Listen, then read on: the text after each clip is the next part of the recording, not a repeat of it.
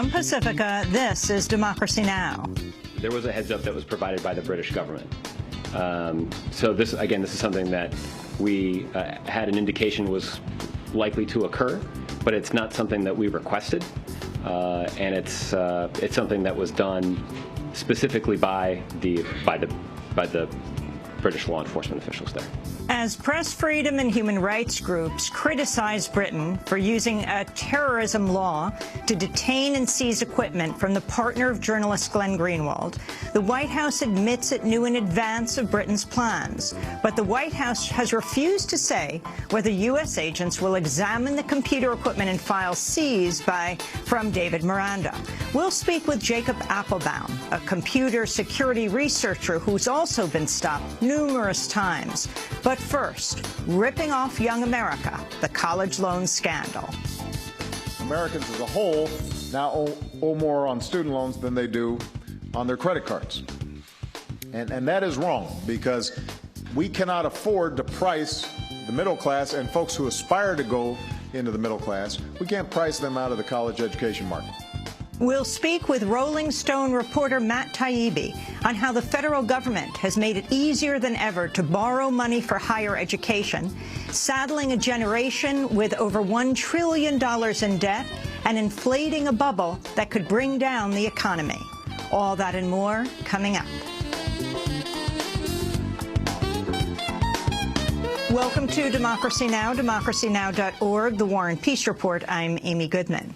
The Obama administration has acknowledged it had advanced notice that British officials were going to detain David Miranda, the partner of Guardian journalist Glenn Greenwald, who's revealed the National Security Agency's massive spy practices. Miranda was held Sunday at London's Heathrow Airport under Section 7 of the British Terrorism Act for 9 hours, the maximum time he could be detained without charge. White House Deputy Press Secretary Josh Earnest said the U.S. knew about his detention ahead of time. There was a heads-up that was provided by the British government.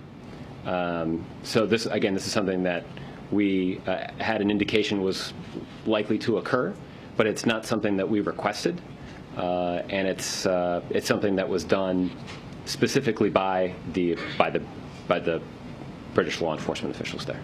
We'll have more on Miranda's detention later in the broadcast with computer security researcher Jacob Appelbaum. Army Colonel Denise Lynn says she will begin deliberating the prison sentence for whistleblower Bradley Manning today. Manning faces up to 90 years in prison for leaking troves of secret documents to WikiLeaks. Government prosecutors said Manning should be sentenced to 60 years, saying that, quote, he deserves to spend majority of his remaining life in prison. Manning's defense lawyer said his sentence should not surpass 25 years, the period of time after which many of the leaked documents would have been declassified automatically. Egypt's interim government has arrested top Muslim Brotherhood leader Mohammed Babi amidst ongoing crackdown against the supporters of ousted President Mohamed Morsi. He and his deputy are due to stand trial later this month on charges of inciting the murders of protesters outside the Brotherhood's headquarters in June. His son was among those shot dead in protest Friday. Roughly 900 people have been killed since security forces raided top 2 pro-Morsi encampments last Wednesday. On Monday, security forces shot dead the head of a provincial office of the state newspaper Al-Haram. According to Reuters, Tamer Abdel Raouf was killed when forces opened fire on a car they mistakenly believed was trying to escape a checkpoint that was enforcing a curfew. Reporters are exempt from the curfew. Another journalist was wounded. The Daily Beast is reporting the Obama administration's decided to temporarily suspend disbursement of most direct military aid to Egypt, as well as the delivery of weapons and some forms of economic aid. The report cited the office of Democratic Senator Patrick Leahy, head of the Appropriations, State and Foreign Operations Subcommittee, saying military aid has been temporarily halted. Officials have reportedly said the administration is operating as if the ouster of Egyptian President Mohamed Morsi has been designated a coup, even while publicly avoiding the term. The New York Times reported Sunday the State Department had placed a hold on financing for economic programs directly involving the Egyptian government, a claim spokesperson Jen Psaki denied.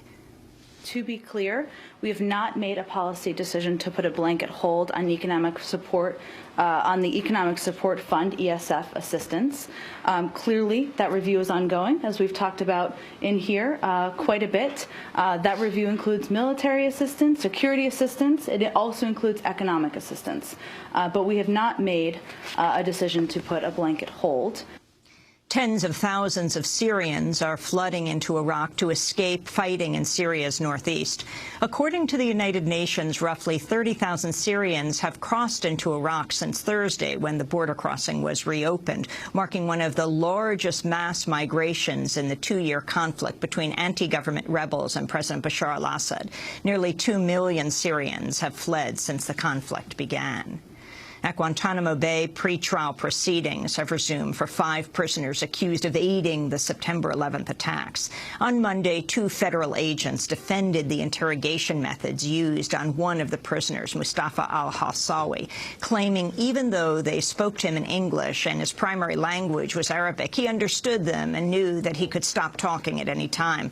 The Guantanamo defendants include Khalid Sheikh Mohammed, the purported mastermind of 9/11. All 5 men say they were tortured at secret CIA prisons. The sentencing phase is opening this week in the trial of U.S. Army Sergeant Robert Bales, who's pleaded guilty to murdering 16 Afghan civilians during rampages on 2 villages last March. A number of Afghan civilians are due to testify. Bales could face up to life in prison. A court in Pakistan has charged former military leader Pervez Musharraf with murder in connection with the death of former Prime Minister Benazir Bhutto. Bhutto died in a suicide attack in 2007. Musharraf ruled Pakistan until 2008. He recently returned to Pakistan from self-imposed exile. Musharraf has denied the charges, claiming they are politically motivated. The operator of Japan's Fukushima Daiichi nuclear plant said today about 300 tons of water contaminated with high levels of radiation has leaked from a storage tank into the ground. It's reportedly the worst leak to date from the tanks. On Monday, Tokyo Electric Power Company, or TEPCO, said 2 workers were found to be contaminated with radioactive particles, making the second time in a week radiation has been detected on workers. International outcries continuing against Russia's crackdown on LGBT rights. A new law allows Russian authorities to fine anyone accused of promoting, quote, propaganda of non-traditional sexual relations among minors. One provision allows gay or pro-LGBT foreigners to be detained and then deported. Another new law bans the adoption of Russian-born children by same-sex couples and single people living in countries that allow same-sex marriage. And there are reports of another measure in the works that could lead to the removal of children, even biological ones, from LGBT families. Graphic footage has emerged from Russia showing vigilantes brutalizing LGBT activists. The laws have sparked protests around the world, with some calling for a boycott of the 2014 Winter Olympics set to take place in Sochi, Russia. 2 female Russian athletes made headlines this past weekend when they kissed on the medal stand after winning a relay event at an international competition in Moscow. Ksenia Ryzhova told The Guardian the pair were just celebrating, not protesting. New Zealand, meanwhile, has become the latest country to begin conducting same-sex marriages. A couple from Australia was among dozens who got married on Monday after they won a tourism competition to wed in New Zealand. And we're both honoured to have been able to come to a country that we respect and that respects us for who we are and respects everyone for who they are. And, you know, we're going back to Australia, and yes, technically our marriage won't be recognised. But you know what, in the back of our heads, we know that New Zealand believes in us, and New Zealand is behind us all the way. So that's what's really important. In South Africa, Olympic athlete and double amputee Oscar Pistorius, known around the world as the Blade Runner, has been indicted for premeditated murder in the shooting death of his girlfriend at his home in February. Pistorius could face a life sentence at his trial in March. His girlfriend, Riva Steenkamp, would have turned 30 on Monday. In Canada, a police officer is facing second-degree murder charges for the killing of an 18-year-old in an empty streetcar in Toronto. Sami Yatim's death last month sparked mass protests after video showed police standing outside the streetcar while Yatim stood inside, apparently holding a knife. 9 shots are fired, and Yatim is then tasered. He died from gunshot wounds. Constable James Forcillo was expected to turn himself in and appear in court today after Ontario's police watchdog announced the charges. In a statement, Sami Yatim's family called for the continued investigation of other police at the scene. Quote, over 20 uniformed police officers were present and no one stepped forward to stop the gunshots or offer any mediation, the family said.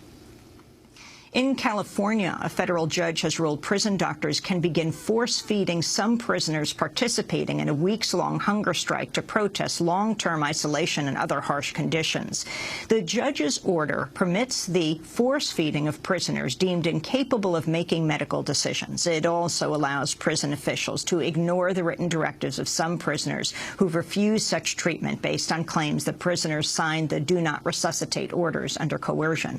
Force-feeding has been condemned as a form of torture by the United Nations. At its peak, the California hunger strike included some 30,000 prisoners. About 130 are currently participating.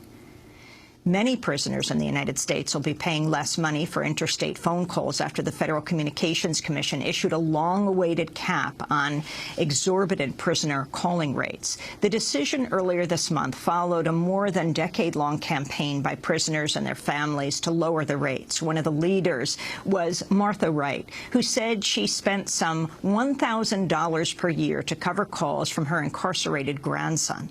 Before the FCC decision, a 15-minute interstate call could cost more than $17. Now collect calls will be capped at 25 cents per minute or $3.75 for a 15-minute call. New government data reveals the number of Lyme disease cases in the United States may be about 10 times higher than previously reported. According to the Centers for Disease Control and Prevention, as many as 300,000 people are diagnosed with Lyme disease each year, while only about 30,000 cases are reported to the agency. A recent study in the journal Science linked the loss of biodiversity from human-impacted climate change to the increased spread of Lyme disease and other infectious illnesses. New Jersey has become the second state in the country to ban so-called conversion therapy, purportedly aimed at turning LGBT teenagers straight. Governor Chris Christie signed the bill into law Monday, citing widespread evidence of the treatment's harmful effects, including depression and suicide. Critics say the so-called therapy shames LGBT teens and amounts to child abuse. An interracial couple says they were assaulted outside a bar in Queens, New York, by a group of men shouting racist and homophobic slurs. Billy and Jacob James Vogel say they were leaving Billy's birthday celebration early Saturday with a gay friend when the attack happened. Billy James Vogel spoke to New York One. The slurs, the N-word and the F word, it hurts. It hurts. It hurts. It breaks my heart. I see these guys rushing my husband on top of my husband. I try to get them off of my husband. One of them grabs me and throws me to the ground. The back of my head bounces off the concrete sidewalk and I black out. New York police have arrested one man on charges of assault and harassment. Anti-gay attacks appear to be on the pace to double this year in New York City. The NYPD says it's investigated 68 bias attacks against LGBT people so far in 2013, up from 54 in all of 2012. The attacks include the killing of 32-year-old Mark Carson in Greenwich Village in May.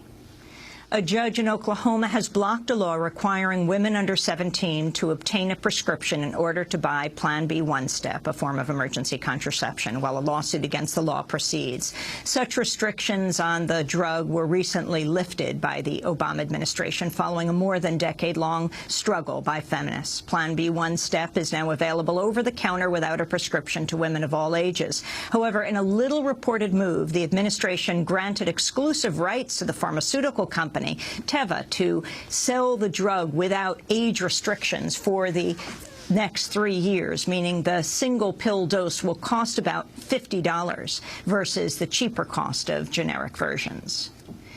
And the new television channel, Al Jazeera America, launches today. The U.S. branch of the Qatar-based network, Al Jazeera, boasts some 900 staffers and will air in roughly 48 million homes, reaching about half of all U.S. TV subscribers. In a conference call last week, acting chief executive Ahab al-Shihab promised a new channel unlike the others. Al Jazeera America, he said, will air fact-based, unbiased, and in-depth news. He said there will be less opinion, less yelling, and fewer celebrity sightings. And those are some of the headlines. This is Democracy Now!, democracynow.org, The War and Peace Report. I'm Amy Goodman. And I'm Aaron Maté. Welcome to our listeners and viewers around the country and around the world.